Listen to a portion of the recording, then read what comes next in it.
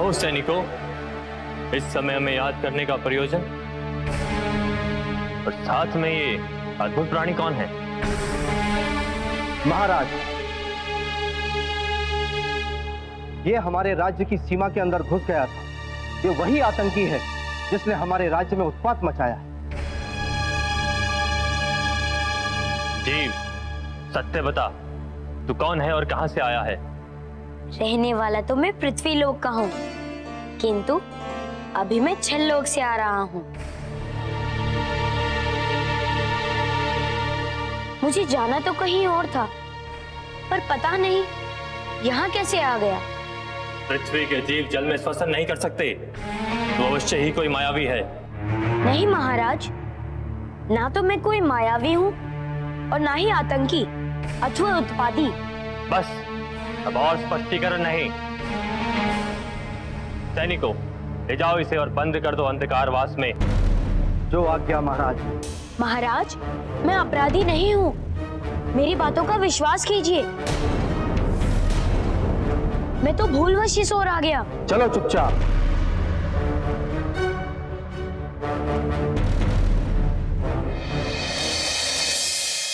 प्रभु, हनुमान अपनी शक्ति का प्रयोग क्यों नहीं कर रहे? इसीलिए देवऋषि, यदि बिना कारण वे अपनी शक्तियों का प्रयोग करते तो वे उन्हें शत्रु समझ जाते और वे इस घटना की तह तक नहीं पहुंच पाते। हनुमान ने अपनी शक्ति का प्रयोग न करके बुद्धिमत्ता का परिचय दिया है।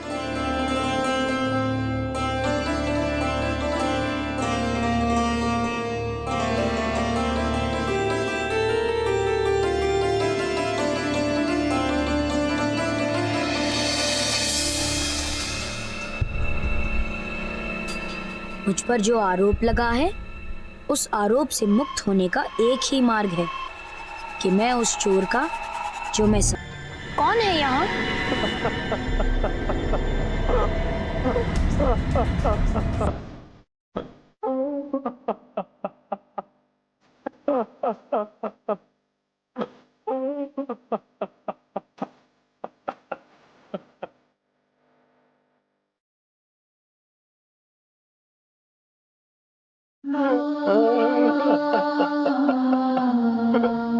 अरे, आप और यहाँ? आप तो यहाँ के राजा हैं, फिर आप इस अंधकारवास में क्यों बैठे हैं? और आप रो क्यों रहे हैं? क्या दुख है आपको? मैं इस राज्य का असली राजा हूँ और जो राज सिंहासन पर बैठा हुआ है वो नकली राजा है। तो फिर उसने आपको बंदी कैसे बना लिया? आप तो राजा हैं। आपने अपना शक्ति प्रदर्शन करके उसे मारा क्यों नहीं? इसलिए क्योंकि मैं शक्तिहीन हो चुका हूँ। उस चोर ने मेरा त्रिशूल चुराकर मुझे शक्तिहीन बना दिया है और तभी ये नकली राजा आकर मुझे असली राजा को नकली घोषित करके इस बंदी गृह में डाल गया है। और तब से मैं यहाँ बैठा बैठा केवल अश्रु ही बहा रहा हूँ। आप चिंता ना करें महाराज, सत्य को मैं सामने लाऊंगा। सत्य का कभी नाश नहीं होता, नष्ट होता है नकली, असत्य। इसलिए उसका अंत होना भी निश्चित है। कृपया आप मेरी सहायता करें। बोलो, मैं तुम्हारे लिए क्या कर सकता हूँ? आप मुझे यहाँ से बाहर जाने का मार्ग बताएं।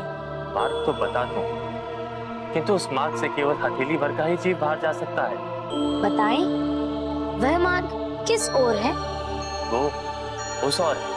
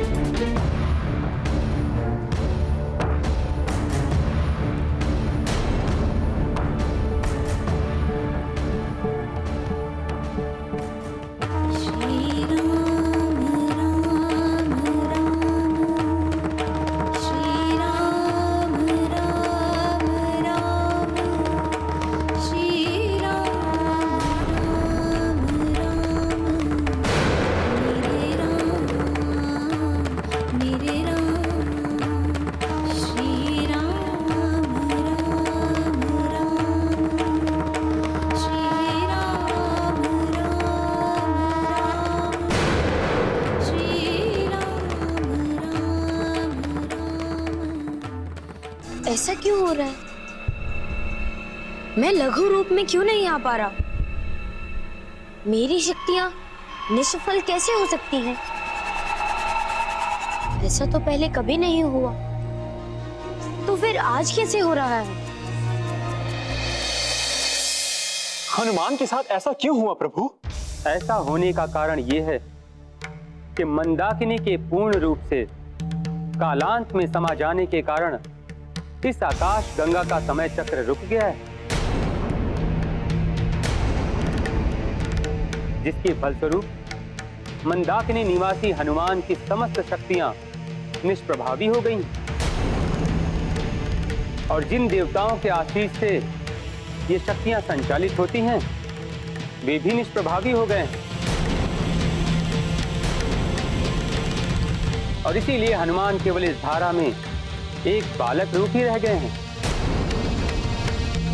तब तो घोर संकट उपस्थित हो गया प्रभु। एक बालक के लिए कठिन है इस संकट का सामना करना। देव विष्णु, हनुमान के बालक रूप पर मत जाइए। वे साक्षात रुद्र के अवतार हैं, शिव के रूप हैं वे। हाँ, आप केवल उनसे इतना कह दीजिए कि अब उनकी शक्तियां उनके काम नहीं आएंगी। यहां से निकलने में उनको अपनी शक्तियों का नहीं अपितु अपनी बुद्धि का प्रयोग करना होगा।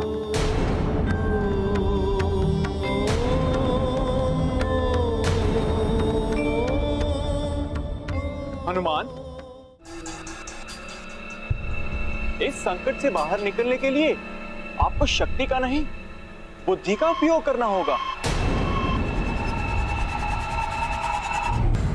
विधि के लेख को मैं थोड़ी ना बदल सकता हूँ। नहीं बताऊंगा, मर जाऊंगा लेकिन उसके विषय में तुम्हें कभी कुछ नहीं बताऊंगा। तुझे बताना ही होगा, अन्यथा तुझे इसी त्रिशूल से लहूलुहान कर दूंगा। बता, तू कुछ भी कर ले, तुझे दिग्दर्शिका का पता नहीं बताऊंगा, नहीं बताऊंगा, नहीं बताऊंगा। दुष्ट, मेरे आदेश की अवहेलना करता है, बता।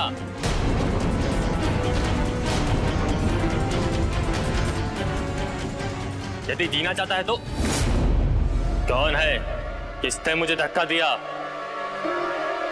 ओ, तो ये तू है। इसकी अपेक्षा में मेरे सामने तू खड़ा हुआ है। हाँ, यदि साहस है तो युद्ध कर। कर युद्ध।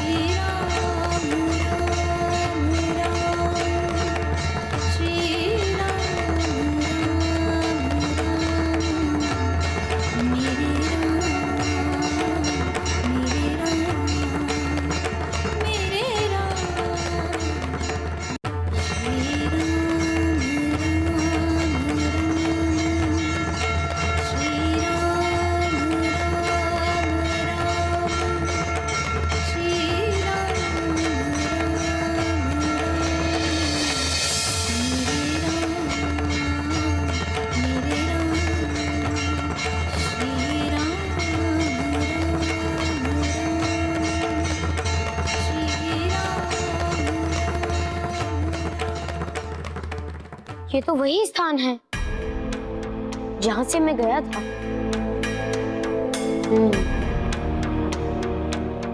मुझे पुनः वापस जाना होगा।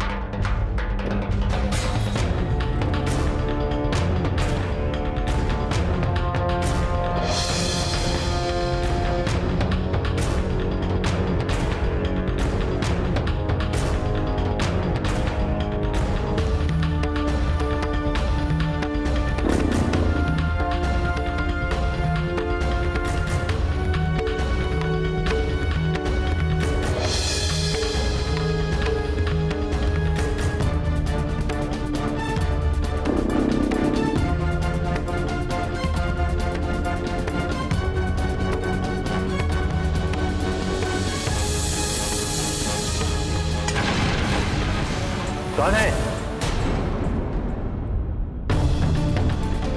कौन मेरा त्रिशूल लेके भाग रहा है? पकड़ो पकड़ो सैनिकों! रुक जाओ, मैं कहता हूं रुक जाओ सैनिक, पकड़ो उस चोर को। बस जहां हो वहीं रुक जाओ। अब तुम यहां से भागकर नहीं जा सकते।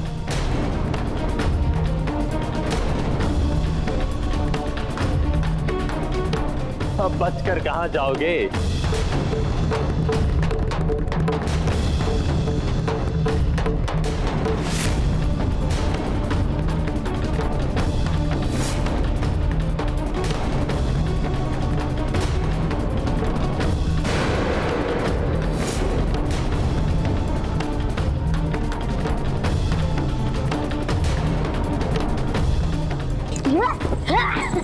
पकड़ो उसको, पकड़ो।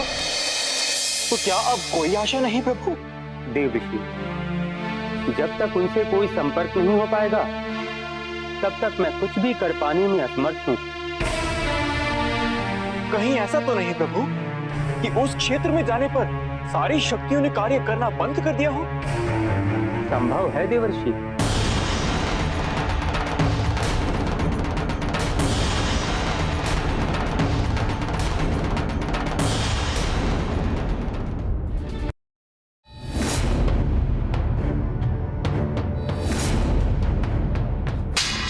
सैनिक ले चलो इसे, चलो।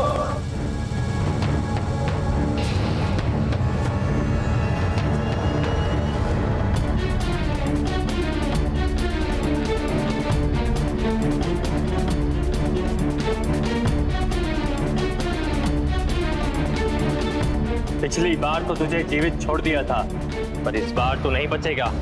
तेरा अंत निश्चित है।